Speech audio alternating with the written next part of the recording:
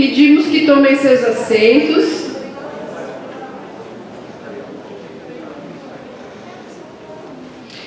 E gostaríamos de anunciar a conferência magistral deste evento. El valor ecosistêmico e econômico dos bosques urbanos. O valor ecossistêmico e econômico dos bosques urbanos. E para fazer a conferência, convidamos Pedro José Calaza Martínez.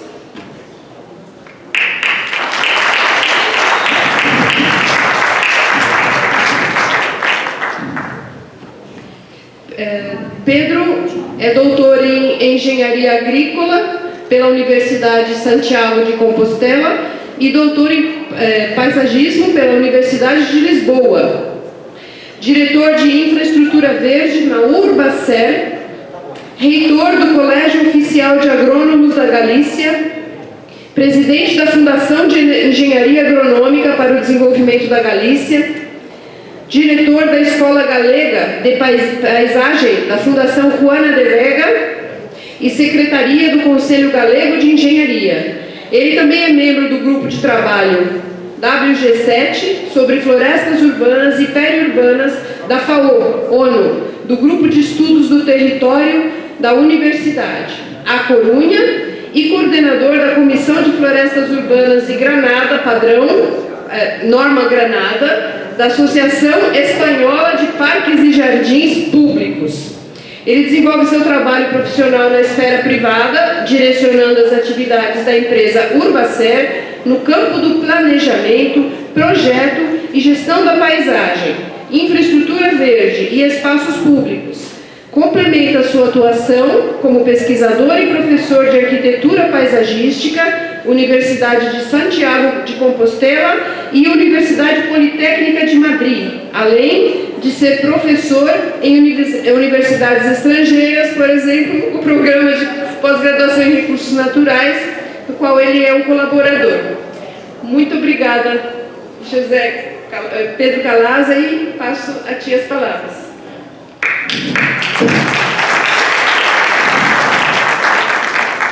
Boa tarde.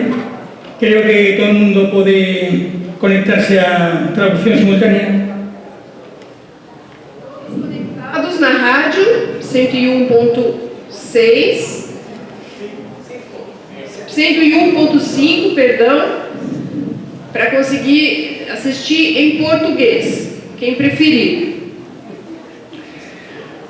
Boa tarde, encantado de estar aquí en este maravilloso país. Es un placer poder colaborar en este interesante congreso, gracias a la Universidad Federal de Mato Grosso do Sul, gracias a la Sociedad Brasileira de Arborización Urbana y gracias, por supuesto, a Elian, ¿no?, que fue un poco la inductora de que estoy aquí. Dentro de mis múltiples defectos, hablo bastante rápido, ya me han avisado en diferentes ocasiones que fale devagar. Tenemos la fortuna de que hay traducción simultánea. Iba a hacer un experimento con el portuñol, pero creo que gano yo y ganan ustedes también, ¿no? Bueno, como comentaba un poco Elian, voy a intentar hablar del valor ecosistémico y económico de la floresta urbana. Una doble vertiente que cada día está encima de la mesa para poder seleccionar, gestionar e implementar soluciones vinculadas al arbolado urbano. No se trata solo de hablar de servicios económicos y ecosistémicos, sino que vamos a hablar también de lo que son diservicios y servicios.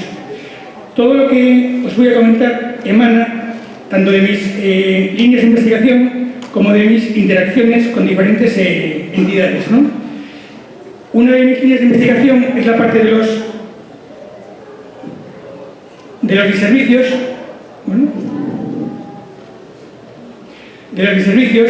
He empezado a trabajar históricamente en lo que es la evaluación de riesgo de arbolado urbano. De ahí han salido una serie de publicaciones, manuales e iniciativas.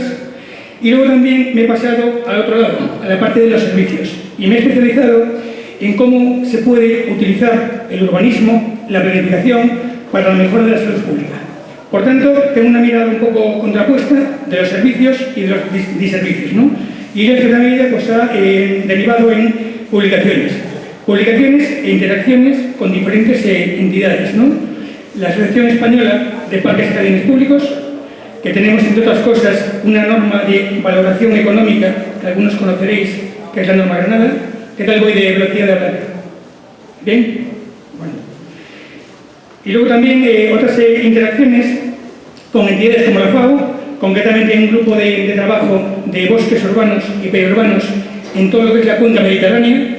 Hay investigadores de países como Túnez, como Marruecos, como Francia, como Portugal, como Italia, etc.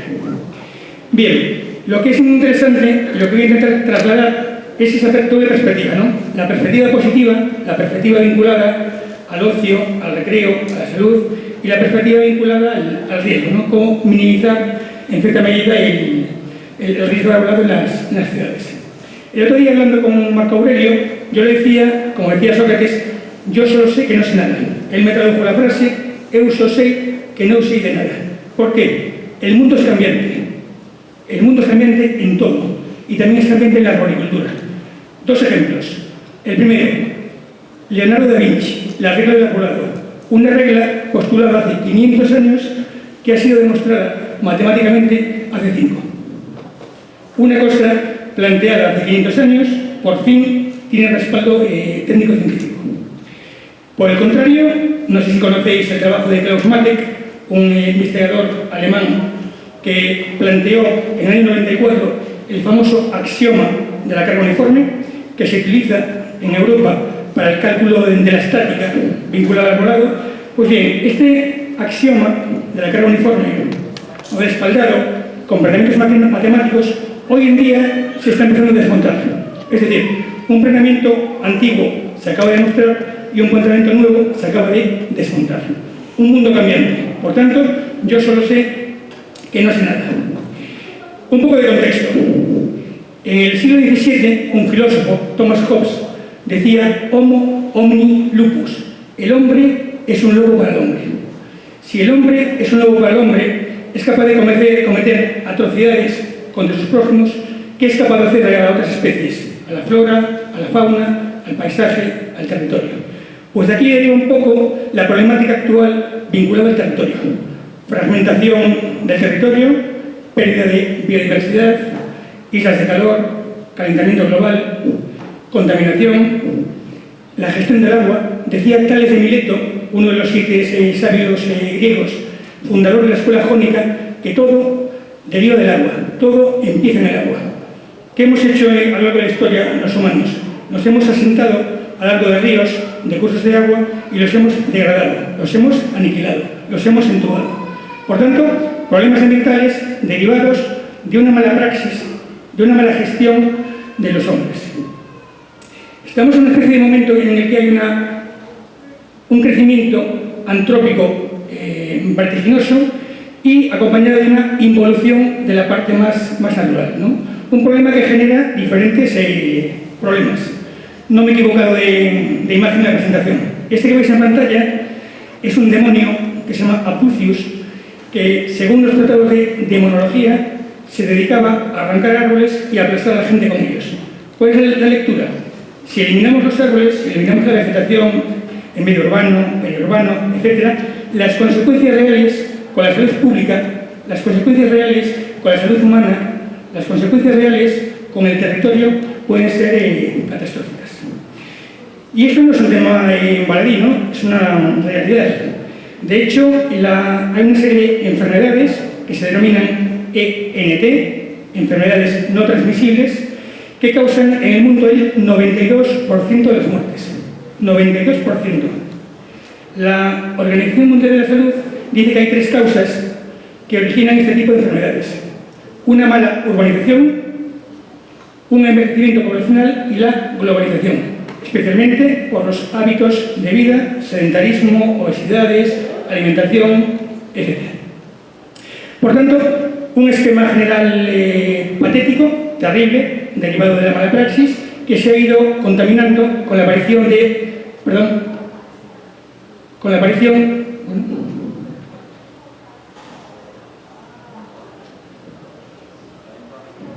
medio para atrás, no sé cómo...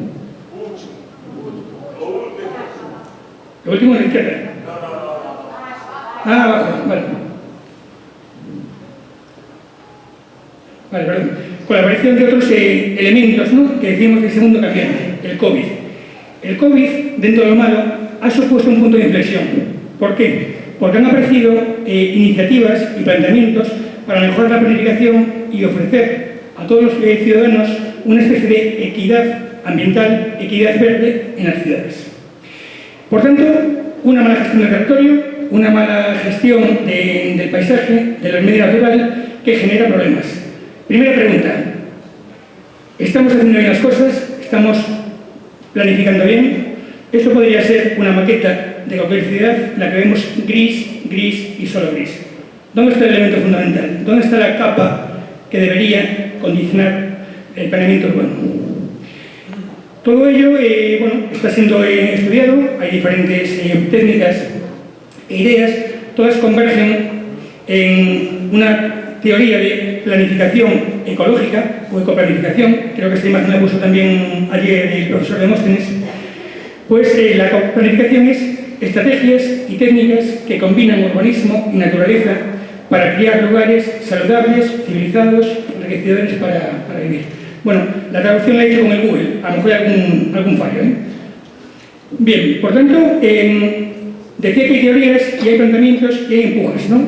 La propia las Naciones Unidas, con sus 17 Objetivos de Desarrollo Sostenible, concretamente el 3, el 13, el 14, el 15, y de forma explícita, el 11, habla de ciudades y comunidades sostenibles. ¿Qué echáis de menos en el logotipo del número 11? ¿Veis edificios? ¿Veis construcciones? Pero falta la vegetación, la vida, la fauna.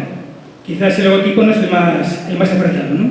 Pero bueno, lo que sí es cierto es que hay un empuje, un impulso o un respaldo vinculado a los 17 ODS. De la misma forma, la nueva agenda urbana, que se celebró en la reunión de Quito en el 2016, se habla que es urgente el uso del arbolado para mejorar la planificación y la gestión urbana. De hecho, los políticos, planificadores y desarrolladores urbanos deben ser conscientes de esa necesidad inherente de los bosques, de los árboles en las ciudades. Hay un campo de conocimiento emergente a nivel internacional, que es la relación entre salud pública y naturaleza, ¿no? Una relación que mejora la salud, una relación que mejora la longevidad. Yo creo que en los periódicos también de este país saldrán muchísimas noticias, ¿no?, vinculadas a ese tema. Y es una relación que en cierta medida está amparada o respaldada por diferentes teorías. Una es la biofilia, que como bien sabéis es una teoría que, ¿por qué tenemos en casa plantas, animales, etcétera? Porque estamos preconfigurados psicológicamente para que nos gusten. Es un término acuñado por Erich Fromm en el 64, en el libro El corazón del hombre, pero popularizado por Edward Wilson. Edward Wilson, que lamentablemente falleció este año en marzo, es el mayor divulgador de la biofilia, es el padre del concepto de la biodiversidad y trabajó históricamente en la teoría de las islas biogeográficas. Por tanto, he traído esta imagen como un reconocimiento, yo creo, expreso a este personaje, ¿no?, que en realidad era mirmecólogo, estudioso de las hormigas. Bien, aparte de la biofilia, hay otras dos teorías que no tenemos tiempo, no voy a hablar: teoría RT y teoría de la reducción de estrés. Es decir, no es un tema superficial, es un tema que está evidenciado y contrastado con papers científicos. Por tanto, la lectura es muy sencilla. Hay que exponerse a la naturaleza. No como esta imagen, porque nos meterían a todos en la cárcel, pero sí es cierto que hay que interactuar, ¿no? Bien, en este contexto de trabajo emerge con muchísima fuerza el concepto de infraestructura verde. Yo creo que el concepto de infraestructura verde en Europa es un poco diferente del que tenéis aquí en Brasil, ¿no? La Unión Europea, consciente de la pérdida de biodiversidad, consciente de la mala planificación del territorio, en el año 2013 aprobó una estrategia europea en materia de infraestructura verde y obligó a todos los Estados miembros, incluido España, por supuesto, a desarrollar una estrategia propia. España tardó, la aprobó el año pasado, en junio del año 21, Y por fin tenemos una estrategia nacional. Una estrategia nacional que es un documento de planificación estratégico que regula la implementación y desenvolvimiento de la infraestructura verde en España.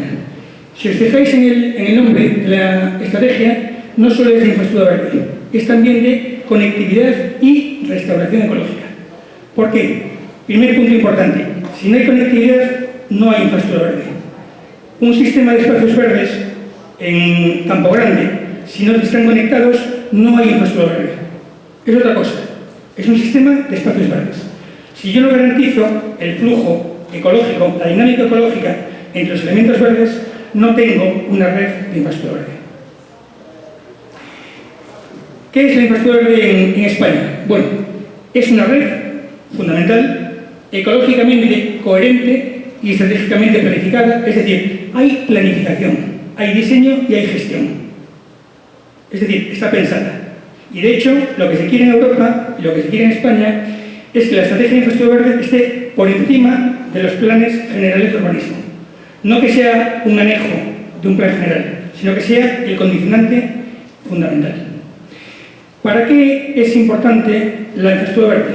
Pues fundamentalmente para la manutención y la optimización de los denominados servicios ecosistémicos, que es un poco el título de la ponencia. Bien, para que funcione esto hacen falta 4 pilares fundamentales. En primer lugar, la parte política. Si realmente los que manejan el dinero, los que manejan las leyes, no conocen la estrategia, no la apoyan y no la implementan, no podemos hacer nada. En segundo lugar, los profesionales. Ustedes, la gente que trabaja en planificación, en diseño, en proyectos, debe conocer esto. Si no se conoce esto, es imposible que se lleve a cabo. En tercer lugar, la sociedad en general. Yo creo que este aspecto lo tenemos ganado, ¿no? ONGs, asociaciones, público, etc. Y el cuarto pilar es la academia, o la academia, la ciencia. La ciencia debe demostrar que las propuestas realizadas por ustedes son lógicas, coherentes y funcionales. Por tanto, 4 pilares: el político, el profesional, el científico y el social. Sin estos 4 pilares es imposible desarrollar y gestionar adecuadamente una infraestructura verde. Bien, ¿qué es anatómicamente una infraestructura verde? Bueno, he copiado una rana de cristal. La infraestructura verde tiene unos órganos vitales, el corazón, los pulmones, que se denominan nodos, ¿no? O hubs. Esos nodos o hubs, que por ejemplo en medio urbano podrían ser los grandes parques públicos, deben estar unidos mediante corredores, ¿no? Que son como sistemas de circulación en una rana de cristal. De forma sencilla, esos núcleos, que pueden ser verdes o azules, por ejemplo espejos de agua, estanques, lagos, etc., pueden ser nodos. Esos corredores, que también pueden ser verdes o azules, continuos o discontinuos, y luego unas zonas de protección, ¿no? Unas zonas de protección. Me comentaba Elian que el parque, bueno, que está al del Parque de las Naciones, no recuerdo cómo se llama, que es un parque natural protegido, tiene como 3 parques pequeños que funcionan como zonas de amortiguación, ¿no? Como buffer, pues un poco lo mismo, no recuerdo cómo se llama el parque. Bueno, el concepto es multisémico.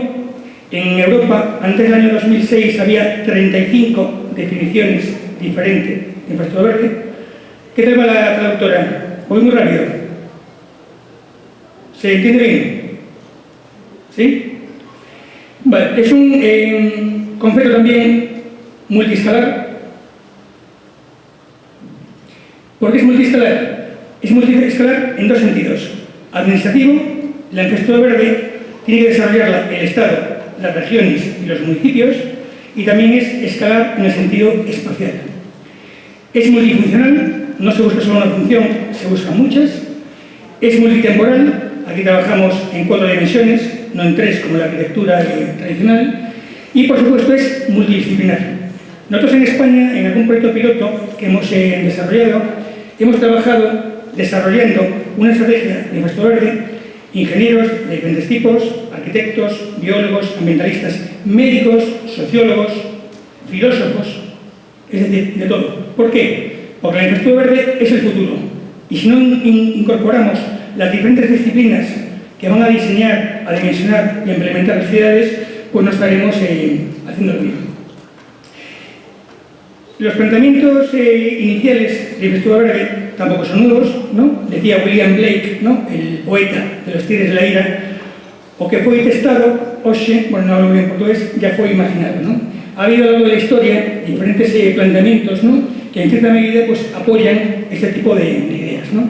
También lo comentaron ayer en una palestra, ¿no?, el famoso collar de esmeraldas de Frederick Law Olmsted. Es un proyecto que es multifuncional, buscaba un sitio de ocio y recreo para la población y también buscaban un sistema de regulación de las aguas de tormenta, ¿no? Por tanto, hemos también aprendido del pasado. Si habéis ido al Museo del Prado, a lo mejor suena este cuadro. Este es Heráclito, pintado por Tiziano. Heráclito decía que nadie puede bañarse dos veces en el mismo río. ¿Por qué? El río no es el mismo, el agua fluye y la persona tampoco lo es. Eso es un poco la infraestructura verde. Hay que mantener esa dinámica. Si no hay dinámica, si no hay contacto, si no hay conectividad, no hay infraestructura verde. Bien, decíamos que el fin fundamental de la infraestructura verde son los servicios ecosistémicos, que entiendo que todo el mundo sabe lo que son, esos beneficios que recibimos de la naturaleza. En Europa inicialmente había 4 tipologías: hábitat, provisión, regulación y cultural. Se entiende que el de hábitat, que es el soporte de vida, está inherentemente incluido en los anteriores, en provisión, en regulación y en culturales. ¿Qué servicios de provisión nos puede dar, por ejemplo, un bosque urbano? Pues fibra, madera, hongos, frutos, etc. ¿Qué servicios de regulación? Bueno, ya los conocéis, ¿no? Servicios de tipo de control de la erosión, control hidrológica, almacenamiento de CO2, captación de contaminación, etcétera, etcétera. Y, por supuesto, los de tipo cultural, que son los que, a lo largo de la historia, han sido los más explotados desde el prisma de la arquitectura del paisaje, los estéticos, los de ocio. Sin embargo, ahora mismo hay que incorporar otras perspectivas distintas. En Europa hay un convenio, que es el Convenio Europeo del Paisaje, que dice que un paisaje es una realidad física que es percibida. Si no hay percepción, si no hay ojos que la miren, no existe el paisaje. Históricamente, la percepción del paisaje es una percepción estética nada más. No hay una percepción ecosistémica. Debemos intentar divulgar las bondades de los servicios ecosistémicos ecológicos para que la gente, cuando vea un paisaje, entienda no solo lo bonito que es, sino también entienda la funcionalidad ecológica del espacio. Yo creo que es clave. Decía que una de mis líneas es la salud pública. ¿Cómo se relaciona esto con la infraestructura verde y con los bosques urbanos? Cuando nacemos con 2 códigos. Un código genético, hay gente más fuerte y menos fuerte, más enfermiza o menos enfermiza, y nacemos con un código postal. El código postal caracteriza mi acceso a los estudios, mi acceso a la salud pública, etcétera, etcétera. Nosotros, como profesionales del paisaje, del urbanismo, del territorio, en la parte superior no podemos hacer nada, pero sí podemos trabajar en la parte inferior, inhibiendo procesos de inequidad social, de inequidad verde y de gentrificación ecológica. La infraestructura verde mejora la salud desde diferentes prismas, ¿no? Tanto activo como inactivo, ¿no? Tanto directo como indirecto, mediante la promoción de la actividad física, el deporte, generando zonas de alimentación de kilómetro cero y, por supuesto, el contacto con la salud. En un estudio que se publicó el año pasado de un instituto de salud global de Barcelona, identificaron que una mala planificación o una falta de acceso a espacios verdes ha generado 43.000 muertes al año y ha clasificado 163 ciudades en un ranking, las de mayor mortalidad y las de menor mortalidad. Yo, en las de mayor mortalidad, yo vengo de aquí, de Coruña, que es la ciudad número 9 con más mortalidad derivada de una mala planificación. ¿Por qué? Es una ciudad muy pequeña, muy densa, hay barrios que tienen 35.000 personas por kilómetro cuadrado, es una barbaridad, y con poco acceso a espacio verde. Por tanto, se está estudiando y se están proponiendo ideas. la medicina plus y la medicina espacial. ¿Qué es la medicina plus? La medicina plus no es la medicina solo de los médicos, es la medicina de la arquitectura, de la ingeniería, de la biología, de la sociedad, etc. Es decir, trabajar en mesas redondas para buscar la mejor opción para las ciudades. Y luego también está el concepto de medicina espacial. ¿Qué es la medicina espacial? Bueno, ha cogido fuerza y emerge con el COVID, ¿no? La medicina espacial busca buscar la mejor solución, el punto de solape entre diseño urbano, naturaleza y salud. Por tanto, la naturaleza se pone a la misma altura, al mismo nivel que lo que son las edificaciones, el urbanismo, las construcciones, etc. Medicina plus y medicina espacial. ¿Cómo puedo yo mejorar la planificación urbana desde un prisma de salud? Bueno, con diferentes parámetros, ¿no? Hablamos de cantidad, hablamos de proximidad, ¿no? Con el COVID teníamos una capacidad, por lo menos en Europa, de alejarnos en casi muy limitada, la calidad del espacio verde, la accesibilidad, ¿no? Accesibilidad universal, la composición, las preferencias estéticas o visuales varían, están sesgadas por la formación y la preferencia de cada uno y, por supuesto, el diseño. Pero todo eso no es solo todo bonito, ¿no? Hay servicios y, decíamos al principio, diservicios. Tenemos un esquema de 4 pilares otra vez, ¿no? Los servicios pueden ser sinérgicos, es decir, un bosque urbano en una ciudad tiene 3 tipos de servicios, ¿no? Decíamos, provisión, regulación y cultural. Cuando yo voy a un parque urbano, me pongo a correr debajo de una alameda, debajo de los árboles, yo tengo un servicio de tipo cultural, que es el ocio, y sinérgicamente tengo un servicio de tipo de regulación. Hay menos temperatura, estoy a la sombra. Vamos a suponer, bueno, ya está pasando, en Europa tenemos problemas con la energía, ¿no? Por la guerra de Ucrania. Vamos a suponer que una zona determinada de Europa, en Berlín, no tiene acceso a calefacción y la única opción es cortar los árboles de un parque. Yo estoy consiguiendo un servicio de provisión, estoy consiguiendo la madera y estoy mermando o eliminando el servicio de tipo cultural y de regulación. Eso es lo que se denominan los antagonismos o trade-offs. Yo cuando analizo un escenario natural debo ser consciente de estos 4 aspectos, ¿no? Servicios, diservicios, sinergias y antagonismos. Los servicios ecosistémicos a veces se cuantifican en términos económicos. El Bill Metal es un lenguaje que todo el mundo entiende, sobre todo los políticos, y permite en cierta medida cambiar las cosas, ¿no? Este trabajo que hicieron diferentes entidades, ¿no? Que veis aquí en pantalla, cuantificaron en términos económicos lo que produce una hectárea por año de manglares, y es en torno entre 33.000 y 57.000 dólares por año y hectárea. Esto y otros aspectos ha permitido, en cierta medida, cambiar políticas de gestión y de desarrollo urbano. Los sistemas de cuantificación de servicios ecosistémicos son muy variados. En Europa, aparte del EICTRIN, ¿no? Que es específico, como bien sabéis, para bosques urbanos, solemos trabajar con el INVEST.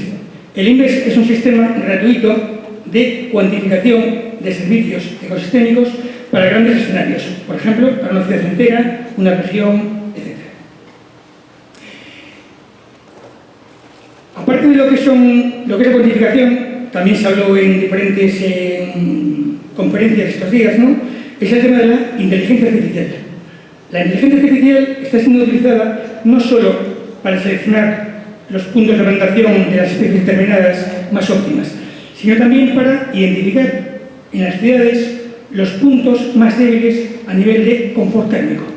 Es decir, elijo puntos débiles de confort térmico y puedo implementar sistemas de inteligencia artificial para mejorarlos. Y luego hay un aspecto importante que también se está empezando a trabajar, que es trabajar en 3 dimensiones o en 4 dimensiones. Normalmente las lecturas que hacemos para el estudio del territorio de los bosques urbanos es en 2 dimensiones.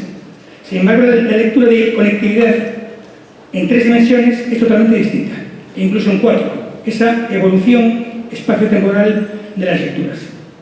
Por tanto, ahora mismo también emerge con fuerza numerosos papers que trabajan ya por fin en 3 dimensiones. Bien, ¿qué elementos pueden formar parte de la infraestructura verde? Bueno, hay una guía que dirigí yo, que se puede descargar en internet, que es una guía de la infraestructura verde municipal de la Federación Española de Municipios y Provincias. Aquí identificamos una cantidad enorme de elementos, ¿no? Los que veis un poco en color amarillo son los que podrían, en cierta medida, incluir diferentes soluciones o tipos de arbolado, ¿no? Como veis, un número importante. Si hay un elemento importante en medio urbano en el contexto de infraestructura verde, es precisamente el arbolado, ¿no? El arbolado es el elemento vertebrador de la infraestructura verde. Esto aparece en la guía de bosques urbanos y periurbanos de la FAO, ¿no? Y es cierto, es el elemento que vertebra las ciudades, ¿no? Antes de la publicación de la FAO, todavía sigue habiendo por países, ¿no?, diferentes conceptos de bosque urbano. En España, el bosque urbano se entiende que es el bosque periurbano, no es el bosque que está dentro de las ciudades, ¿no?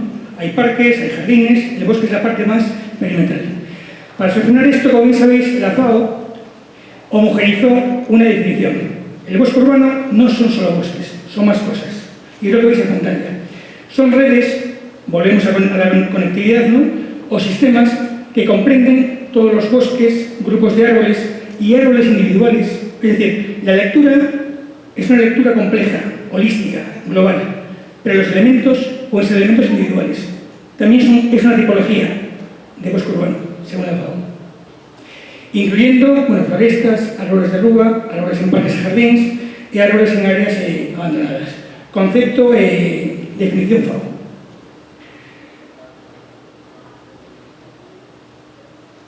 El otro día, hablando con compañeros en este foro, hablamos de la agricultura y hablamos de la silvicultura urbana, ¿no? Son temas totalmente distintos, ¿no? La agricultura es una escala micro, la silvicultura urbana es una escala macro. Históricamente, en el mundo de la agricultura en Europa se ha trabajado más a escala micro que a escala macro. En Estados Unidos, hace más de 100 años, se trabaja un poco más a escala macro. La escala micro no es opuesta a la escala macro, son escalas complementarias. Sin embargo, las tipologías de gestión, las tipologías de implementación son diferentes si es un árbol individual, que podríamos trabajar a escala de arboricultura, o si es un grupo de arbolado, un clúster, que deberíamos trabajar a nivel de silvicultura urbana. Os dejo las definiciones. Yo entiendo que la presentación se facilitará, ¿no? Se pondrá en abierto, supongo, ¿no? No sé. Bien, de la definición de la FAO de bosques urbanos también se incluyen las 5 tipologías que existen. Para la FAO hay 5 tipologías, ¿no? 5 tipos. Bosques urbanos y periurbanos, es el más fácilmente identificable. Parques públicos y bosques urbanos de más de media hectárea. Pequeños parques y jardines, obviamente con árboles de menos de media hectárea. Árboles en calles o en plazas públicas y otras